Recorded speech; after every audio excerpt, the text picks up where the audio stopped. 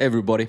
Welcome back to another episode of the Pull Up Trade Podcast, the podcast where I, Samson Folk, talk and co-host, and I'm joined by Trevon Heath, the trade that pulls up. You get a big pulls up because the Raptors just pulled up back home, a little doubleheader against the Heat, handled business. I was in there. And, Eric Spoelstra did a lot of talking about the game of basketball at large. I asked him about Bam specifically, just about how adaptable he's been. But before he went out there, he gets asked a question about, was there a players-only meeting? Was X or Y happening? And he was like, listen, we're the Miami Heat. Everybody knows about what we do over here. Okay? That was embarrassing. It's not going to happen again. Ooh, it's a bad day for another drubbing. Trey, how are you doing? I'm doing tremendous. This team has been so up and down throughout the entire year that you couldn't just automatically assume they would handle business. But they came in, they did what they needed to do, and now in position to make the playoffs for the first time since we started this pod. It's been good. Like you knew the Heat were gonna come out like intense, and their response after says a lot about the team and says a lot about one particular guy, how he stepped up in this big game, man.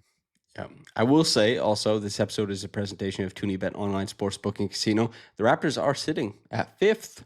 They're still in range potentially of the 47, the vaunted 47-win season. And if they got to 47, I'd be like, man, they could have gone a bit higher because, as you said, it's been a very up and down team. A lot of people the fists were shaking, hands were ringing after a loss against the Kings, for example. As you said, handled business against the Heat.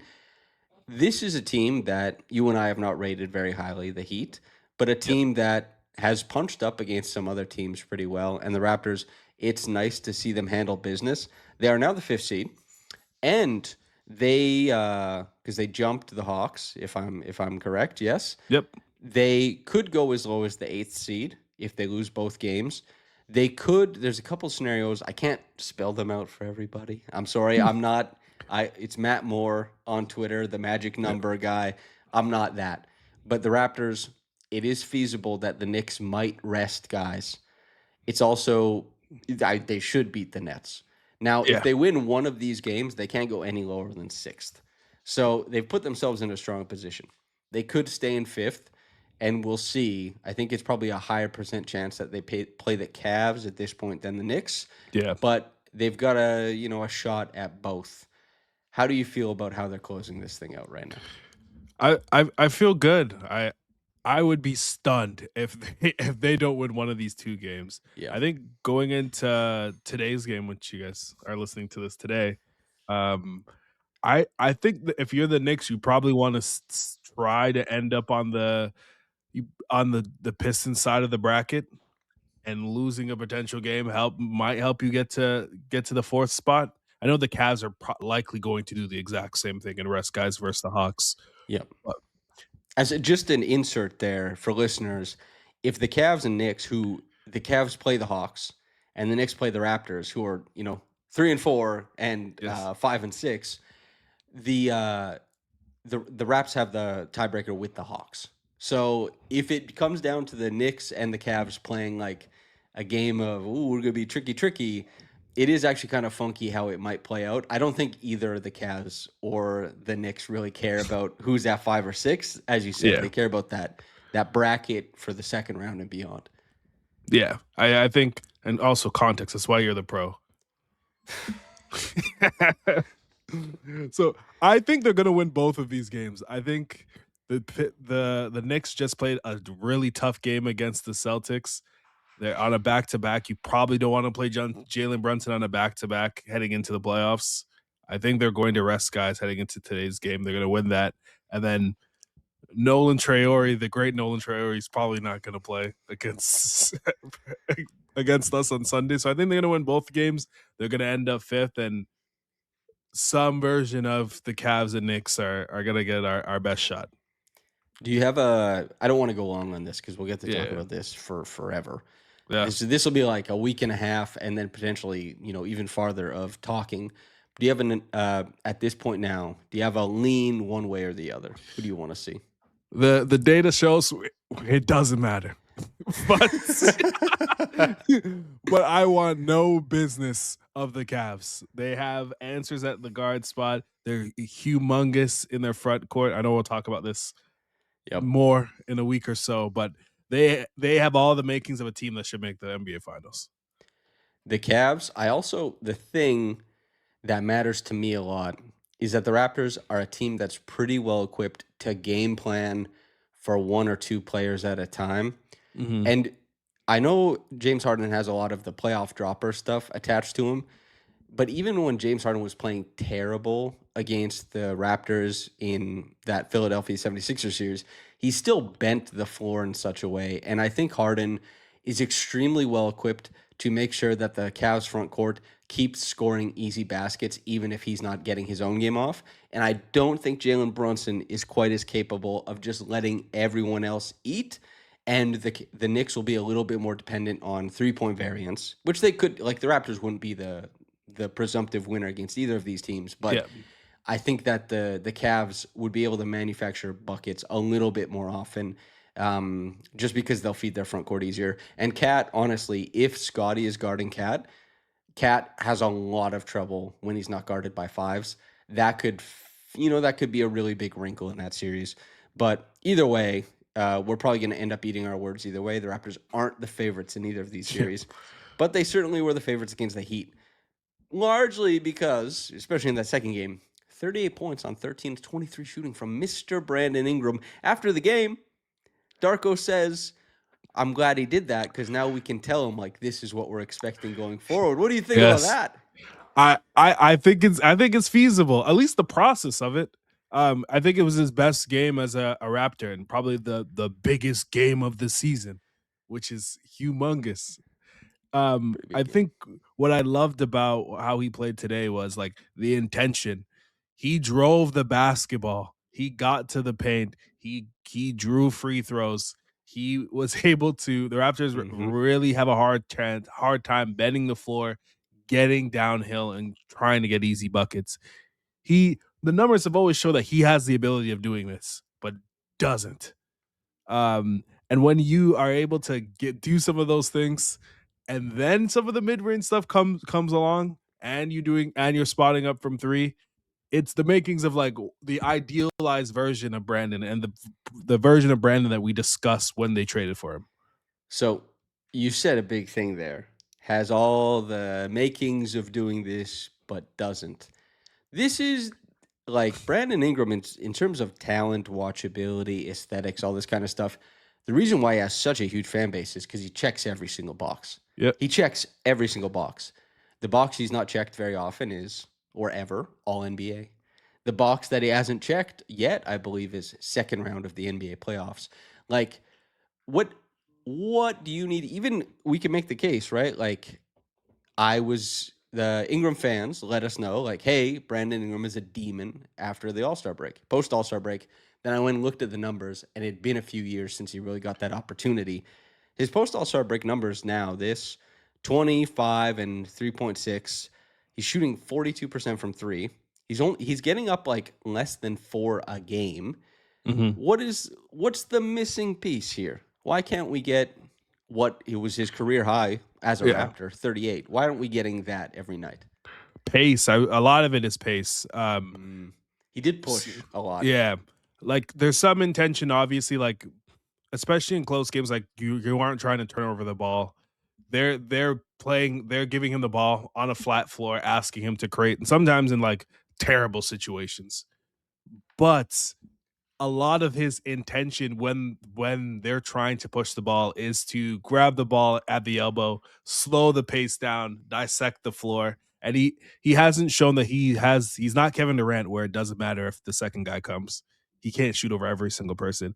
And he also isn't Scottie, LeBron James, who's also going to find the corner that you came from and make the assists. So the pace that he plays with, like, it's the antithesis of what they're trying to do on the floor. And then it creates this rut where you're shooting tons of bad shots while also not helping others around the floor. Yeah. I think, man, I hate you just being a nerd about it, right? When you say Yeah. like especially for Brandon, who has a more expansive toolkit of skills than Scotty does. Mhm. Scotty, his shot diet is almost a result of his limitations as a skill set, whereas Mhm. Brandon, his shot diet is almost a result of the limitations of how he's seeing the game, maybe. Because Yeah. there's more out there for a guy who, if you pick up the ball within 18 feet, you could probably touch the rim at the end of it, you know? And there's a lot of different gathers you can work in. There's a lot of just like drive the ball more, shoot more threes. Like if Scotty could shoot 42% over this stretch and was only taking 3.8, I'd be like, let's see a little more. Brandon, Yeah. it's like, let's see 8 of them a game, man. Yes. Get them up, hoist them up. But there's something to be said about, I mean, everyone from a person who just started playing to a person who's DeMar DeRozan is about, there's talk of him being one of the greatest scorers ever, at least in terms of how much he's accumulated. Rhythm, tempo, and how you set the pace of your own game. The Raptors, the whole season, have been asking Brandon, how do we get you to not completely change your own pace and tempo, because we still need you to be able to do things when we're playing slow, but Mhm. how do we get you to score when you're sped up? Because maybe your brain or the way you see the game doesn't like it that much, but your skill set should love this style. And that has been a bit of a mismatch so far. But in this game, he drove the ball a bunch. 6 of his 8 misses in the first half, the Raptors rebounded it. I think he had 2 of his own. That willingness to go after the rim. And listen, Bam Adebayo isn't the most threatening rim protector, and the Heat aren't the best team when it comes to putting guys in Mm. spots to dig. Like Tyler Hero, Norm Powell, Larson.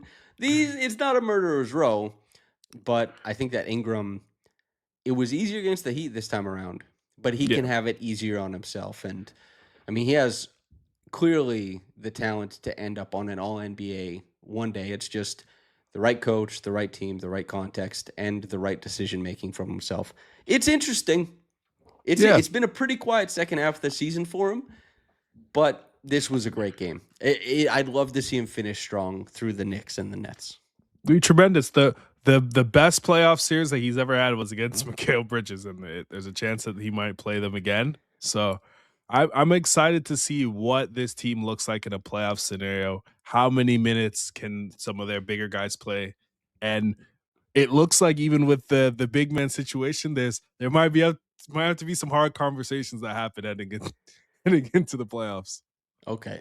So you're getting at, one of the most interesting things here is that Jakob plays 17 minutes. And I'll just say the difference this year between, like, quote unquote, let's say healthy, feeling good, feeling spry Jakob, Yeah.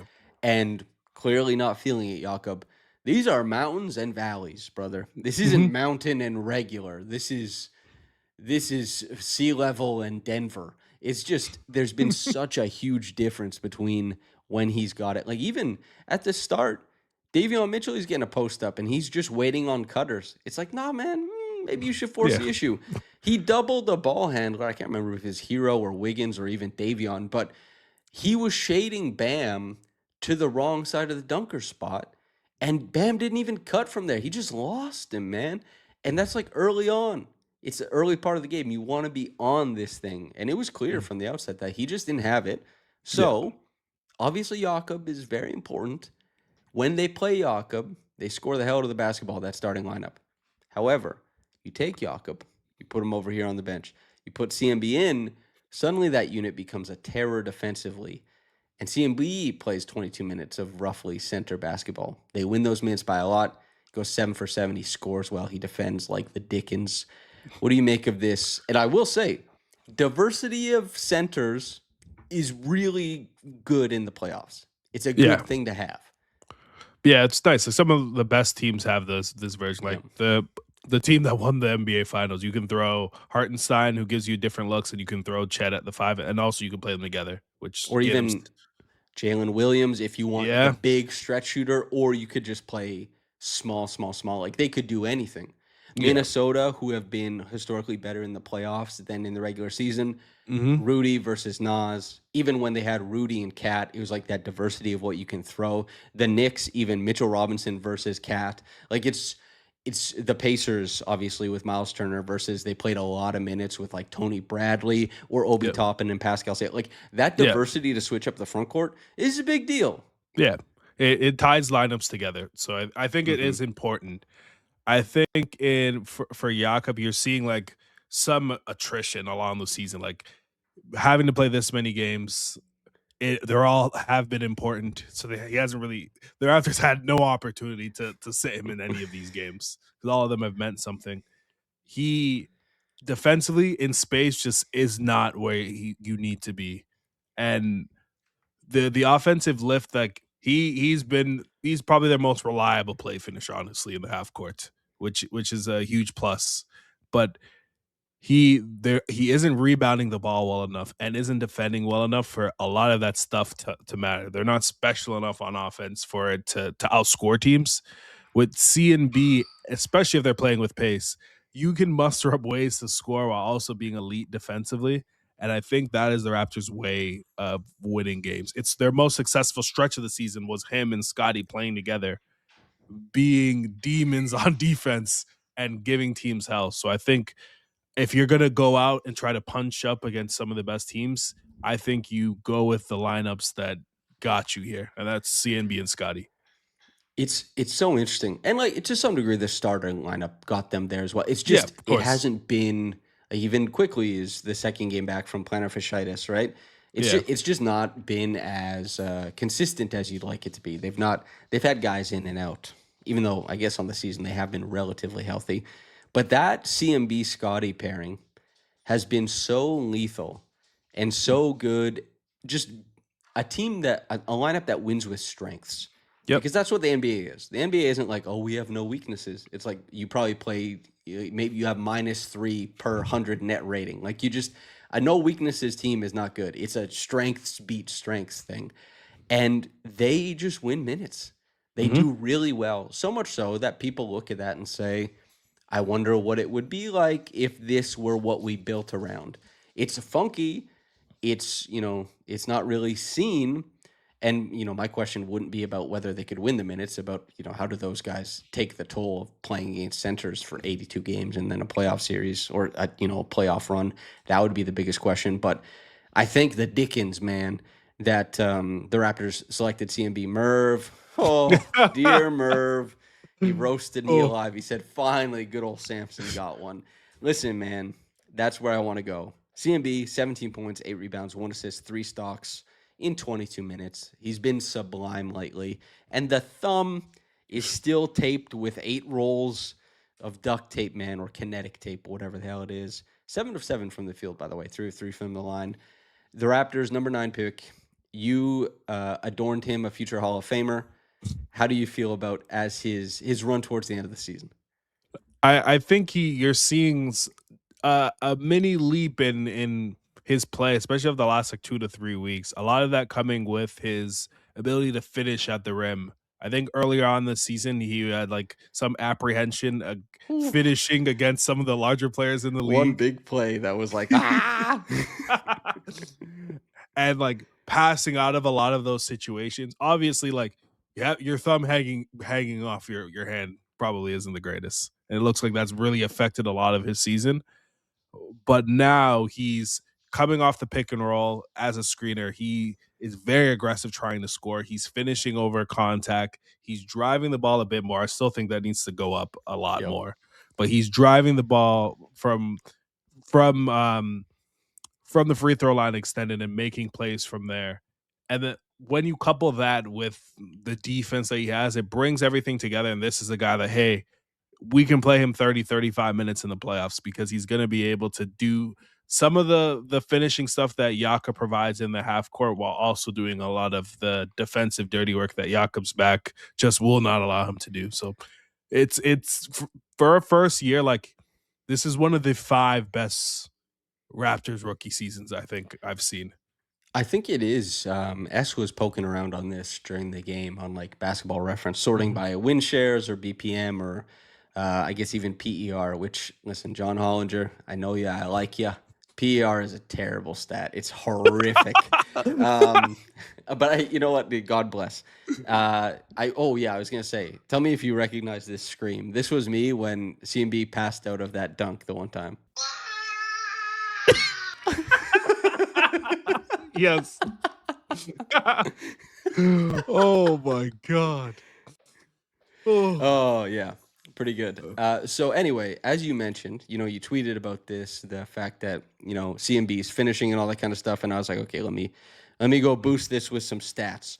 So I went around poking on Synergy and I was like, his half court dunk rate, which is something pretty important, I think, at the NBA level, because if a guy's dunking, it means he's getting easy looks. And a guy who's 6'6" playing as a center, you still want him to get the easy looks that come with the center position. 2% true shooting this season, and that is excellent for a wing or a guard.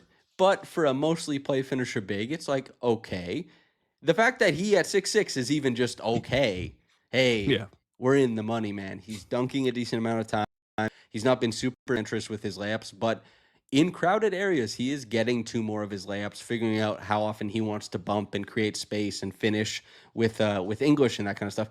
And this last 20 games or so, the touch shots, the runners, that kind of stuff has been there. It was a huge feature of his game in college. He started out like 1 for 15 at the NBA level on those floaters. So to see that kind of stuff come around, awesome. But you lead with defense with this guy. And he is, I don't remember anyone else being first on this, but I believe Trevon Heath said that he is the best Raptors rookie defender of all time. How do you feel about that take, looking back at it? It's a home run. I don't think it's that close, to be honest. Like Scotty, I thought like was more flashes than consistency on defense as a rookie, and like OG, to some degree was like fairly consistent defensively, but not was relied upon as much as this current rookie is. He is the linchpin of a lot of their lineups, and I think in terms of overall impact, he's one of the two to three most impactful players on the team currently if they want to actually win minutes, which is huge. I think that was what I asked Darko about post game, was like, hey, you're going from one of the veteran centers in the NBA, a very consistent player for this roster, this team for years, and you're just deciding like, pull the ripcord, we're going to the rookie, and I didn't say that's working better because coaches don't like that type of thing, but I was like, and it's going really well. And he was like, yeah, CMB continues to surprise me. There are just things that he's been able to do at the NBA level that, quite frankly, I didn't expect. Now, if you want the not paraphrased version, just go to the Raptors post-game interviews or whatever. You'll hear whatever Darko said. It's something in that vein, though. And when it comes down to that, getting a guy, particularly a front court player, on their rookie contract from year one, you're like, okay, this guy can play playoff minutes. This guy can churn through regular season minutes. He can change offensive playbooks, and he can blow stuff up. And this is a guy who has been acquiescing to how the roster is built, which isn't friendly to him at all. It's a lot of people worry about fit in this NBA where there's so much talent and a lot of guys have to wait for the right place. He didn't even go to the right place. He didn't go to Houston. He didn't go to OKC. Could you imagine him on that OKC team? We saved the NBA. Yeah, we saved the NBA. But he went to the Raptors, who everyone was like, how is this going to work? And I said, yeah, and I know you remember it. It doesn't matter how it's going to work, because if he's as good as he's supposed to be, then he'll just make it work. And so far, that's been the case.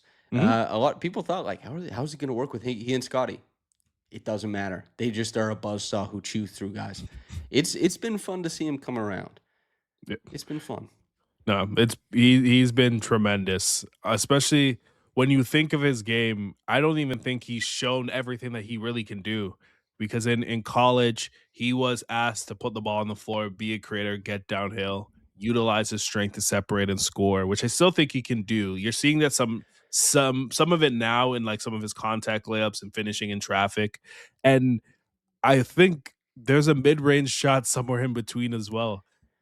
He showed it in college. He doesn't get a lot of the actions that you would give to like Jakob and some of those DHO actions that he's usually in a dunker spot. That's usually what Scotty's doing. So there's tons of stuff that you're seeing in his game that could be unlocked even in this playoff series, and give the Raptors different looks in how to create offense for the team. So I'm excited to see him in a playoff series. I'm hoping it's similar to Scotty versus Sixers game 1, where you see flashes and start envisioning how you want to build this team.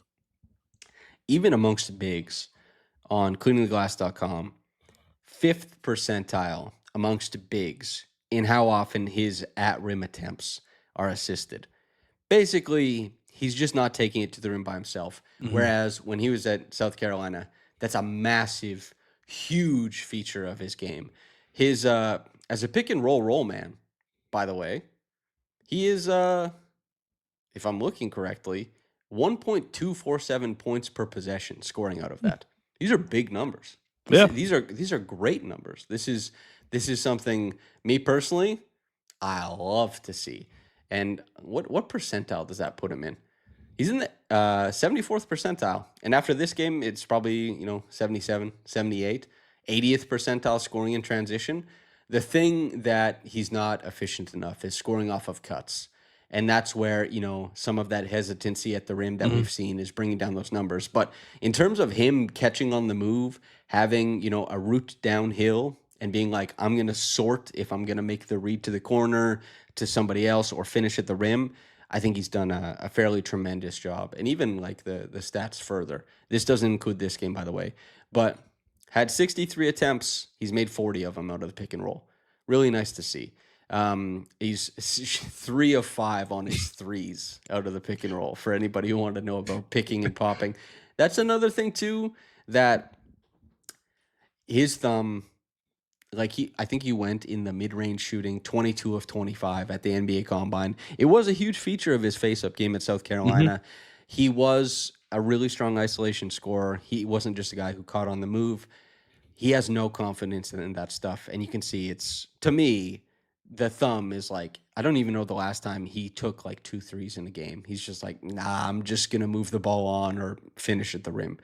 And when he gets to expand, I'm pretty excited for what that looks like. And he'll probably do it within the confines of a team that wants to win, which for me is a better place for a player to develop. It's hard to develop in the nowhere land teams. Makes me personally, Trey, you probably know where I'm going with this. It's a little change in the top right corner. It makes me a little stressful. And basketball can be stressful, people. But your choice of beer, it does not have to be. Coors Light delivers mountain cold refreshment. And I'll tell you this much. When the mountains turn blue, the beer is as cold and refreshing as the Rockies. Coors Light is cold lagered, it is cold filtered, and it is cold certified for a smoother finish. A lot of smooth finishes by Colin Murray-Boyles there. 7 for 7 at the rim. Celebrate responsibly, and you must be of legal drinking age. You can find Coors Light near you, everybody. Well, not everybody. Only those of legal drinking age. You can visit CoorsLightShop.ca. Trey, these Raptors. What would it mean to you if they got to 47? It would be the perfect recap or perfect cap to the season, because there is all these ups and downs. I've gotten messages from anybody that I know who's living, messaging like, how is this team going to get to 47 wins? It looked at one point like they could have punched up to 50, which I really think that was possible. Like if they got their stuff together maybe 2 weeks sooner, 50 games was definitely doable. But when you think about how many games they gave, like they're near the league lead in big leads squandered, if not number one. So by that measure, I think if you just close out a few more games, maybe you're at 50. It's easy peasy. You don't lose games to like Sacramento in a must-win situation. Jesus, oh man, that was so rough. But it would be great. In terms of like, since we've been doing this pod, we haven't had much to cheer for. Them getting to 47 wins, especially, it was a big flag we planted, saying, hey, this team is going to be able to do this thing. Getting that, seeing some of those developmental wins like CMB, Jakob, guys that we've talked about ad nauseum, Scotty taking another step and leap, and like Brandon Ingram, like somehow making it work and playing. I think this is his 70th-ish game. He's been healthy. He's been very healthy this year. Like, and me and you were asking for what, 65? I said play 63 games for my country and my kingdom, Brandon. He just played his 75th game. Jesus, exactly. Like, oh, every for the All the large part, MVP contenders, they don't want to play 65. we Brandon play Ingram games plays here. 75.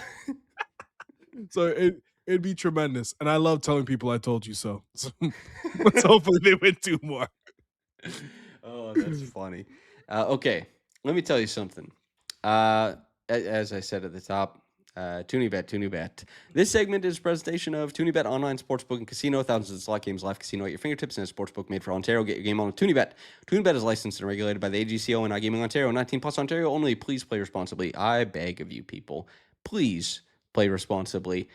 You and I, this has been a pro Darko Rajakovic podcast.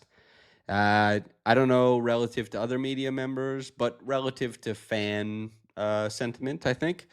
The Coach of the Year awards. TunyBet has JB Bickerstaff as the pretty strong favorite at minus 334. Joe Mazzulla at plus 275. Quinn Snyder at 49,000 plus 49,900. These are worlds apart here. But Darko not listed. This is a very strong year for Coach of the Year in terms of what goes into giving somebody Coach of the Year, because rarely does Coach of the Year ever go to the best coach. Yeah. Raptors fans know this very well because Dwayne Casey, who we saw in Detroit, give good a little, man. Hey, Dwayne. He won Coach of the Year, and they got sacked. He got fired, man. I believe if I'm remembering this wrong, feel free to correct me, but the politics around that was, did they announce Coach of the Year early that year? And it was kind of like a, are you going to fire me type thing? I can't remember if that happened. I remember there were talks around it. But you can fire a coach who won Coach of the Year and still get better. It's a weird job. Darko isn't listed. Charles Lee, Mitch Johnson, Joe Mazzulla, JB Bickerstaff, Quinn Snyder, all these guys have done great jobs with their rosters. Yep. Coach of the Year is about what changed from last year, or what were the expectations and did you do better? How do you feel about, as we get to the end of the year, Darko, and as you said, it's been up and down, which means that the fan base is like either like, he's fine, or kill him, Yeah. How do you feel about him right now? Man, thank God Mike Malone got that job. Let me just first start there. Thank God, man. He was the most popular. Yeah, it was like, it's an easy road. You fire Darko, you hire Mike Malone. Look how the Nuggets play. Look at Jokic. Please. The best player in the world. Jesus. But I think Darko's done a tremendous job this season. Like, no coach is obviously perfect. There's things like the clutch time offense was felt always like irregular and not the greatest approach to basketball. But every time that there felt like there was this stylistic clash or something wasn't working, you saw a coach that was willing to adjust and figure that out along the way in the season. Like early on in the season, them playing this super aggressive style with Jakob just like didn't work. They pull it back. He was top 10 in the tracking. They said he's one of the 10 best defenders in the world, man, early on. Terrible. They throw the young kid in. They try that, and it works. Jacoby Walter punches up into the roster. They're able to play the style of defense that they want. Offensively, you saw a way that maximized Scotty both as a screener, as a play finisher, and for the first, I want to say 50 games, some super efficient basketball when he wasn't being asked to be this audacious creator. Yeah. You see the makings of a coach that can build a strong half-court offense. In no world did we think the Raptors were going to be a strong half-court offense with that starting lineup. Yeah. Even now, I'm hesitant to call it strong. I gotta be honest, I'm hesitant, but I'll give the numbers. I mean, so they're not, this last game will obviously update it to some degree, but their half court coming into this game, it's gonna sound crazy, 11th per cleaning the glass. Yeah, it feels fake. 11th. I don't know. It doesn't pass my sniff test, but. Yeah, I think that just the first half we had such good shooting variance that juices that a little bit. But you saw that, and they produced strong half court offense play in a scenario where you didn't think that was possible, and they've also produced a top 10 defense Players are the reason why this is working, obviously. Scotty Barnes being one of the best defenders in the world is why their defense is good. Yeah. But putting them in positions to make it work in scenarios where people didn't think it was going to happen is the sign of a good coach. Yeah. I'll say as well, like the Raptors partake in gamesmanship. They're gaming it. They're trying to maximize this team in a lot of ways. And so if you go to so Queen of the Glass takes away, garbage time, and I'll go to the numbers. So the Raptors in the half court, they're scoring 99 points per 100 possessions. That's their points per play. That's 11th in the NBA. They play in the half court, the third least in the NBA, that's great. They get they're in the top half in terms of how often they get their rebound their own misses in the half court. That's going to help you there. And they don't turn over the ball very often. And then I cross-reference this with synergy. The Raptors' points per possession in the half court, 0.986 is what they have, which is 48th percentile in the NBA. Well, if they're 48th percentile, how do they get to 11th? Rebounds, don't turn the ball over, try and play clean basketball. And then in terms of offensive rating, try and play a decent amount of offense while moving towards the rim. We mentioned this when in regards to Brandon Ingram. They're hitting on a lot of the right stuff, but talent wins games more than coaching does. Yeah. You could hold me at gunpoint and say coaching is more important. It could be Dan Hurley. He's, getting up close right with me saying nuts. Say coaching's the most important. I wouldn't give in, man. I say pull the trigger. I'm not going to give into it. The Raptors, they don't have, especially if they finish fifth. Tell me what coach puts them over the Cavs, Knicks, Celtics, or Pistons. I don't know who's getting them there. I don't know who's getting them there. I think it's clear that he's maximized this team in a way, and they've hit. They'll win probably at worst one more game. 46 wins out of this roster. I think it's like probably the 95th percentile expectation you were assuming. One that seemed like crazy when we were discussing it. The wee hours of the summer, Vegas said, "Oh, it'll be about 33." Oh, really? Really? What? Anything else about? I met Vladdy today. Jesus, in the tunnel. Please tell him I don't care about OPS. You can hit some homers, brother. It's all right. I understand. On base percentage is like half of OPS, but we really like the slugging percentage, Mr. Vladdy. I'll say this though. You spend all your time walking around the back tunnels of Scotiabank Arena talking to NBA players. I mean, you were in the locker room, so you've seen it. These guys are big as hell. Yes. When you see Vladdy, he's smaller than you, man. Like, he's wider than you. He's wider than you. But one of my best friends who I pal around with all the time is 6'3", and Vladdy stands next to me. I'm like, you're not that big. Of course, he's huge. He's massive. His forearms are, rebar. But it was kind of like, I was like, you look huge on the TV, but I'm standing right next to you right now. But I was still a guy who's standing there like, hey, Vladdy, and I'm wearing a Blue Jays shirt. I mean, come on. What a goofball. Hi. Hi, Vlad. I mean? You're so cool. Anything else before we wrap this thing up? I just want to say, like, we got through another season. This is going to be our last pod until the playoffs, which is crazy. Another year of this pod. The first year we've done twice a week. First time we've covered a game in person. I just want to say, huge year for us and all the great work you do with the RR and everything here. We. Teammates, brother. Pound it, brother. For audio listeners, we're doing the fist bump. Yeah. But it's been a great year. I'm hopeful that the Raptors punch up and like, hey, maybe they even win a round. But it's gonna be good, and I'm excited to do this with you and everybody listening. So I tell you what, it might come across, and I promise this isn't it. It might come across this way, but I promise it isn't. I can't control that, that first part. I would much rather cover good basketball and be wrong about my prediction prior to it than I would to be right. When Jamal Shed hits a 3, it flies in the face of all my analysis, but I like seeing it go down. I said it's tough for me to see the Raptors winning a first-round series. I'm not confident about it. If the Raptors win a first-round series, I'm very excited at the prospect of covering what that looks like, and I'm overjoyed to see it. So if anything like that transpires, in the comments, I want to see all the I told you so's. But I also hope that you enjoy the coverage of what's happening at the time, too. Thank you to everybody for listening, since this is the last one of the regular season. For myself and Trey, I still got to talk on my own. I got to yap endlessly, constantly. I got to do some more ad reads to, punch the clock, move it on, all that stuff. But yeah, thank you to everybody for tuning in. Make sure to like, comment, subscribe, all that good stuff.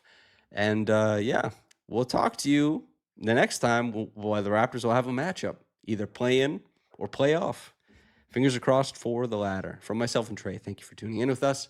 And whether you got into this in the morning or at night, have a blessed day and goodbye.